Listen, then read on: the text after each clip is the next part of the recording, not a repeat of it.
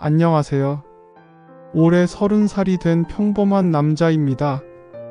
다정하신 부모님께 사랑받으며 행복한 가정에서 대학까지 공부를 하고 현재는 평범한 직장인 3년차입니다.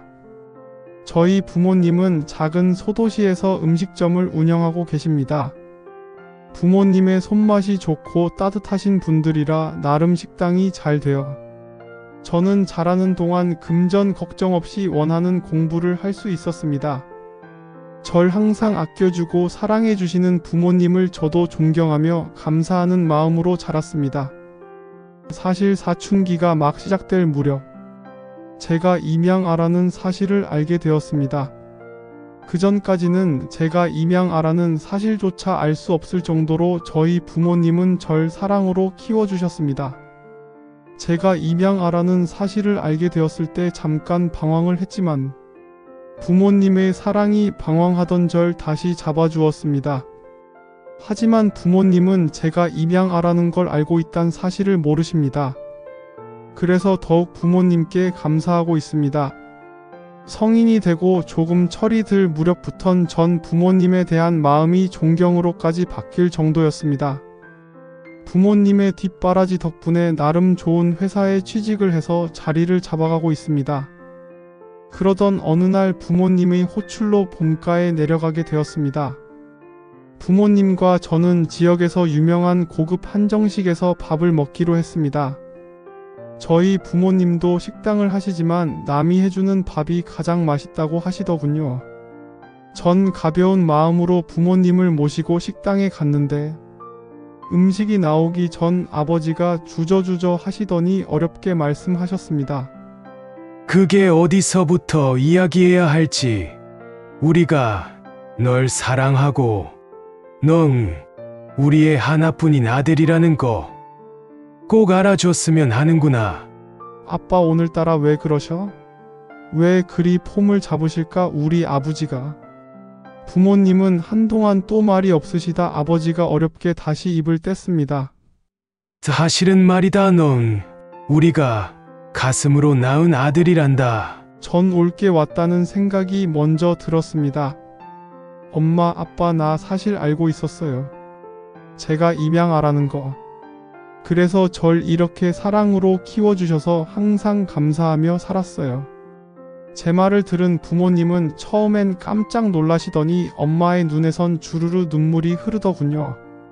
엄마 왜 울어? 나 이제 엄마 아들 하면 안 되는 거야? 전 엄마의 눈물을 닦아주며 조금은 닭살이 돋는 애교를 부렸습니다. 엄마는 곧 미소를 지으시더니 고개를 저으며 그게 무슨 소리야? 우리 아들은 평생 엄마 아들이지. 하며 저를 꼭 안아주시더군요. 저도 엄마를 꼭 안아드렸습니다. 옆에 계시던 아버지께서 우리 아들 사실은 말이다. 오늘 우리 아들에게 소개시켜 줄 사람이 있는데 괜찮지? 저는 부모님의 말씀을 듣고 여자를 소개시켜 주려는 건가? 하고 생각했습니다. 아빠 소개시켜 준다는 분 혹시 여자예요? 우리 아들이 그걸 어찌 알았대? 라고 하시며 부모님은 금세 심각한 표정을 지으시더군요. 근데 두 분 표정이 왜 그리 어두워요? 저 선보는 거 아니에요? 제 말을 들은 부모님은 잠시 아무 말이 없었습니다. 그게 말이다. 널 낳아 주신 분을 만나기로 했단다. 전 갑작스러운 만남에 깜짝 놀라 어버버하고 있는데 식당 입구에서 어떤 중년의 여자가 걸어 들어오더군요. 그리고는 자연스레 어머, 참 잘 컸네.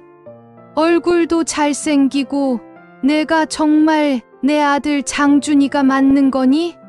어쩜? 하며 절 꼭 안으시더군요. 솔직히 당황스러웠습니다. 그래도 부모님이 절 생각해서 마련해 주신 만남이었기에 어색했지만 적당히 분위기 맞추며 있었습니다. 그분은 절 만나 마냥 좋은지 식사 내내 친한 척하며 손도 잡고 머리도 쓰다듬고 하더군요. 그런데 전 어쩐지 그분의 손길이 좋지만은 않았습니다. 그렇게 그분과 헤어지고 전 부모님과 부모님 댁으로 가려는데 그분이 장준아, 아니 지금은 현준이라고 했나? 오랜만에 만났는데 우리 집에 가서 차라도 한잔하고 가면 좋겠는데. 저는 부모님의 얼굴을 바라봤습니다. 부모님은 그래 오랜만에 만났는데 모셔다 드리고 오렴. 하시며 택시를 잡아 타고 가셨습니다. 전 가뜩이나 불편했는데 차로 이동하는 내내 숨이 막혀 죽을 것만 같았습니다. 그래도 절 낳아주신 분이니까 라는 생각으로 최대한 웃어 보이려 노력했습니다. 그렇게 그분의 집에 도착을 했는데 좋기 30년은 되어 보이는 낡은 빌라의 반지하에 살고 계시더군요. 조금은 마음이 짠했습니다. 날 버렸으면 잘 살기라도 하지 라는 생각이 먼저 들었습니다. 현관문을 열자 담배 찌든 냄새와 곰팡이 냄새가 섞여 약간 역했습니다. 그렇게 집 안으로 들어가니 여기저기 소주병이 나뒹굴고 있더군요. 솔직히 이제 와서 왜 나타났을까 라는 생각이 미심쩍은 의심으로 들었습니다. 친모는 그래도 웃는 얼굴로 믹스커피를 타와서는 잠시 대화를 하고 싶다고 하더군요. 친모는 날 입양 보낼 수밖에 없었던 이유를 주절주절 말했습니다. 요약하자면 갓 20살의 날 낳았고 제 친부는 중국집 배달원이었는데 사고로 제가 돌이 되기 전 돌아가셨다고. 그 후 보상금으로 어찌어찌 날 키우며 살았는데 제가 두 돌이 조금 넘었을 때 그 돈이 다 떨어지고 집세도 밀려 당시 집주인이었던 지금의 우리 부모님께 맡기고 돈을 벌러 다른 곳으로 갔었다고 했습니다. 꼭 돈 벌어 밀린 집세도 갚고 아들 키워준 사례도 하겠다고. 그런데 그 여자의 마지막 말에 전 인상이 찌푸려졌습니다. 그 사람들 왜 널 키웠는지 아니? 아직도 나한테 못 받은 돈 받으려고 그러는 걸걸? 넌 인질인 거지. 전 그 말을 듣고 너무 화가 나 벌떡 자리에서 일어났습니다. 전 이만 가보겠습니다. 그리고 앞으로 연락하지 마세요.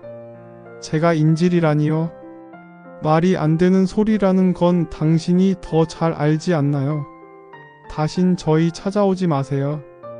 절 사랑으로 정성껏 키워주신 부모님을 욕하는 건 도저히 참을 수 없었습니다. 그렇게 돌아서서 나오려는데 그 사람이 제 뒤통수에 대고 외치더군요. 그래도 넌 내 아들이야. 내 거라고. 전 뒤도 안 돌아보고 차에 타 부모님이 계시는 집으로 갔습니다. 그렇게 며칠이 지나고 그 사람을 만난 건 잊고 살고 있었습니다.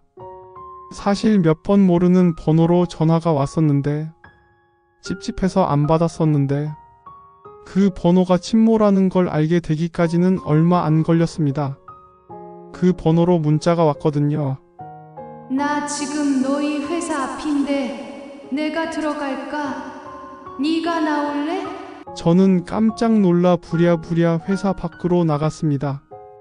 두꺼운 화장을 하고 담배를 피우며 날 반기는 그 여자의 모습을 봤을 땐 도망가고 싶었습니다. 어머 아들. 여기야 여기.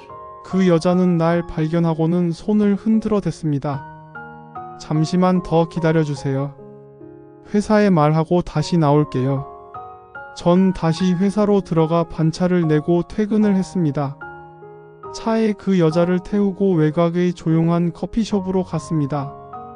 다신 보지 말자고 분명 말했는데 왜 오신 거죠? 어머 아들. 너무 차가운 거 아니니? 너무 무섭다 얘. 이상한 소리 마시고요. 바로 본론으로 들어가시죠. 퇴근 전 급하게 뽑은 돈 봉투를 내밀었습니다. 이거 받으세요. 그리고 그만절 잊으시고 다신 찾아오지 마세요.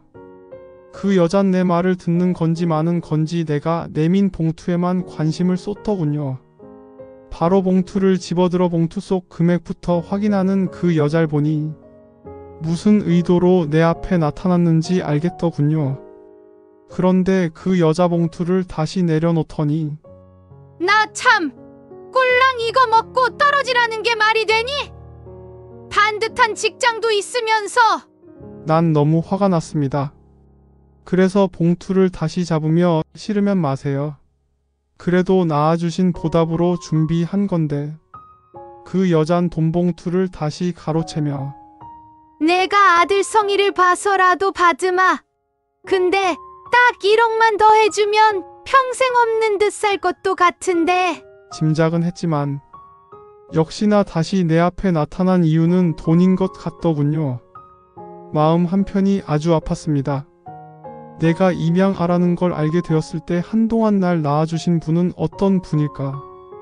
왜 날 키우지 않았을까? 궁금하기도 하고 때론 날 버렸다는 거에 원망도 했지만 그래도 날 피치 못한 사정으로 키우지 못했기에 그런 걸 거야 라고 생각했는데 막상 이런 여자가 친모라는 현실을 맞닥뜨리니 실망감도 컸지만 사람 자체가 상처가 될 수도 있다는 거에 더 아프더군요. 진짜 1억만 해주면 더 이상 내 앞에 안 나타나실 거죠? 아, 글쎄 그렇다니까. 낳아준 갑이라 생각하고 1억만 더 다오. 전 뻔뻔한 여자의 말에 화가 치밀었지만 이를 꽉 깨물고 버텼습니다. 알았습니다. 그 봉투에 든 게 제 전 재산입니다. 대출 받아드릴 테니 조금 기다려주세요. 그렇게 그날 그 여자와 헤어졌습니다. 그래도 재직 중인 회사가 나름 대기업이라 1억 대출은 순조롭게 받을 수 있었습니다. 1억이 준비되자 그 여자에게 건네주며 다시는 나타나지 말라 다짐까지 받아냈습니다. 다행히 그 이후 그 여자는 약속을 지켰습니다. 그렇게 잊고 살았는데 일주일 전 그 여자가 다시 나타났습니다. 아니, 그 여자의 비보를 듣게 되었습니다. 부모님을 통해서 말이죠. 전 그래도 생모이기에 3일장 치르고 잘 보내드렸습니다. 그리고 부모님 댁에 갔습니다. 부모님은 그때까지도 슬퍼하셨습니다. 그리고 부모님께 충격적인 이야기를 듣게 되었습니다.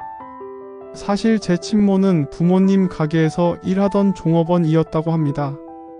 그런데 동네 양아치와 어쩌다 엮이게 되었고 아이를 임신하게 되면서 가게를 그만두었다고 하더군요. 그런데 어느 날 피투성이가 된 채 갓난쟁이 아이를 안고 가게에 다시 찾아왔다고 합니다. 그게 바로 저였습니다.